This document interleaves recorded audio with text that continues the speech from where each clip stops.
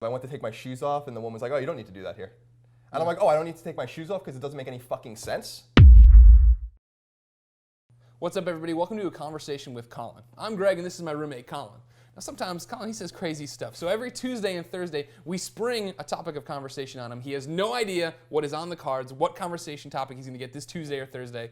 Colin, are you ready? Yes. All right. If you like what you see here, folks, make sure you like this video. Make sure you share this video. Subscribe to Game Over Greggy. The first topic is the TSA. Colin, tell me about the TSA, Transportation Administration. Is that what I'm looking at here? Transportation Security Administration. Yeah. I was close. I got some of them right. Yeah. Of course, for our friends to the north and other countries, these are the people who check you at the airport, right? Yes. You're trying to get an airplane, they pat you down? Yes. Okay. Tell me about them. What do you think their role in our society is? I think that it's funny. Every time I go to the airport, I like to give the TSA agents a really hard time because they don't serve a function that is really useful to anyone if you're a constitutional person and you believe in the Fourth Amendment. So I go there and I usually Fourth bust Amendment basically, it's boiled down to illegal searches and seizures. Okay. And since they work for the government and you're trying to just fly somewhere, and they're basically just undressing you with their X-ray machines and putting their hands all over you and stuff like that, I just think it's unnecessary and unconstitutional. And they haven't done anything in 10 Now, years. you don't think there would have been more problems since 9/11, before 9/11, if these people weren't there to check you down, pat you down, put you through the backscatter machine? No, because I think people ignore the fact that if Al Qaeda, for instance, is the real threat, then why are they going to do the same thing they just did? Everyone's self-aware of it now. Think about this, Greg. Okay, I'm thinking. When a plane used to be hijacked back in the day. Back in the day, Orville Wright's hijacking a plane out of Kitty Hawk. Pre 9/11 days, whatever. They usually was done so that they could be, they can kind of trade the people off on the plane for money or concessions or whatever, and that was the way it was. So everyone sat back. And on 9/11, everyone learned that, now the new thing is you're going to hijack a plane and you're going to ram it into buildings, and you don't care if you die and you don't care who you kill. So now people know better, and they too would fight back. So I don't think that the hijacking of a plane, ramming it into a building thing would ever happen again because it's just impractical. If that's what they want to do, they'll do something else.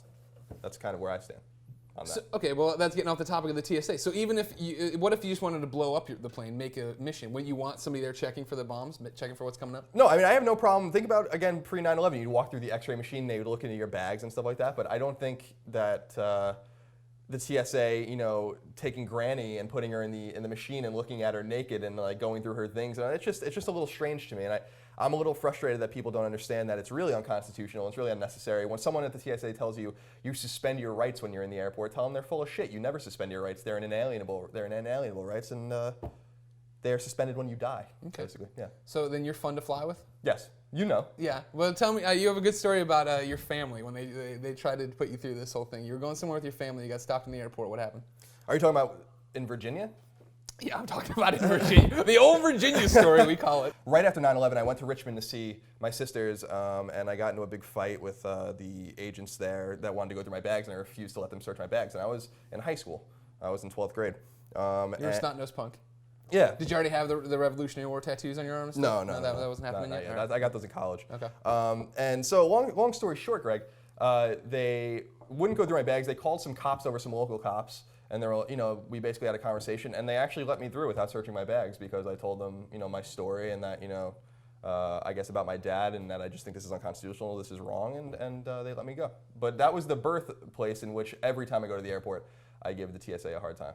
I like how you're downplaying. You're being rational now. When we go to the airport, you walk in and you go, "Time for some security theater," and you just talk shit to these people. They're making minimum wage, trying to scrape by. See, this is one of the major problems I think with people giving the TSA a free pass is, they don't have to work at the TSA, and what they're doing isn't a function that of government that anyone needs. And it's a job that you're basically paying for that they just annoy people. They just slow the process down. They make you throw your water out. If you have more than 4 ounces of toothpaste, they make you throw it out. Yeah. The nun is walking through the machine. She's getting patted down. Like how you're bringing up the granny, the nun. The old lady, this dude, that dude, this woman. It's just too much. We don't want that kind of society. It's turning into a police state. The TSA is scary. It's scary stuff that you can't fly. Aren't they more laughable? That's what they are to me. When I walk up and they want to take off my shoes, and what kills me is that they never have the same rules airport to airport. Yeah. And one time I had my laptop and my iPad together. Like, what do you do? Separate them. So I separate them. Months later, I was flying, and a flight attendant was behind me. She's like, "Oh, you can put your laptop and iPad together." And I'm like, "Funny story, no, you can't." Some people want them in lengthwise, some people want them in widthwise. They don't know. They're making it up as they go along. So here's a funny story. Here we go. So I always take the laptop out because they see it, but sometimes they want you to take the iPad out. Sometimes they don't. Sometimes they want you to take. They made me take a Wii out when I was traveling with the Wii. Don't ask me why I was playing a Wii, but they asked me to take that out. But now I just leave everything in my bag except for the laptop, and if they want to give me a hard time about it, that's fine. But I will tell you this: when I was in England, they didn't require any of this stuff. I went to take my shoes off, and the woman was like, "Oh, you don't need to do that here."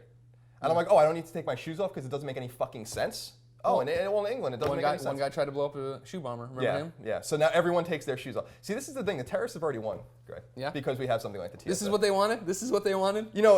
They want to instill a sense of fear and panic in people. Some people really think the TSA is keeping them safe. The TSA isn't keeping them safe. The TSA is stealing money from them. They're stealing money. They're making flights more expensive, and they just bust your balls. And these people don't have to work there, and I don't feel bad for anyone that works at the TSA. I'll bust every one of their balls every time I see them. I don't care.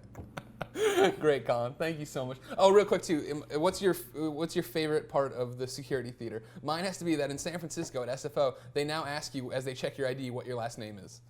Yeah, because I'm a terrorist and I've made it this far and I like, didn't read the ID. Shit. Crap! What is my last name? No, my favorite instance is when you and I went to Los Angeles not too long ago. We did. And I was giving the guy a hard time.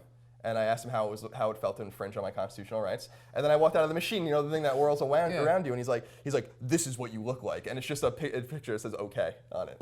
I guess telling me that I wasn't actually being looked at. Yeah, somebody in another room was looking at you naked. Yeah, and that's fine. If they want to look at my junk, that's their problem, I guess. All right, that is their problem.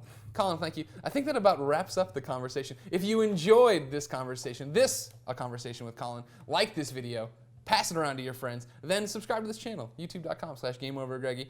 Of course, we'll be back with a new topic every Tuesday and Thursday. Colin will never know what they are. Thank you, and have a good conversation day.